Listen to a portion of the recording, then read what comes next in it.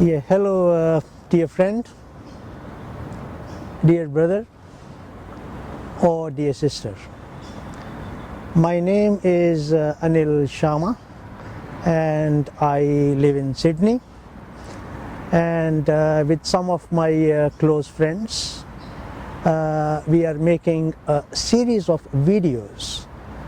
The purpose of making these videos is that you may find a state which is full of peace and full of happiness. So the title of the first video is Absolute Happiness, or you may call it unconditional happiness. So what is it? You see, to answer this question, you reflect upon yourself. Whatever you undertake, whatever you do, isn't there a desire inherent within whatever you are undertaking to find happiness? You have to be really honest, to find the correct answer to this. So let me try and explain this by means of a few examples. So when you have a boyfriend, what are you looking for, in that boy? Happiness? Say you have a girlfriend. What are you looking for, in that girl? Again, happiness? You get married, you have children, right? It does not matter. You may have a lot of money and you may be very successful, in your own professional life. But again, what are you looking for? You are again looking for happiness. Let's take a few more examples. You could be an artist, right? You could be a priest, you could be a person who just helps, people working in the corporate. You could be a professor in a university, you could be a specialist doctor who is very successful in his profession. But whatever you have done, whatever actually you are doing, what are you actually seeking? Again, I come back to this, the very core which is inherent and hidden in whatever you are doing, right? And as I said, to find the real answer, be honest to yourself, right? When you honestly seek the answer to this question, you will find that it does not matter where you are, how you are, what you are doing, what you are finding is again happiness. But now look at it a little bit more deeply. See, here you are the subject, and then there is the object, which is the goal of your desire, where you are seeking happiness. But what happens?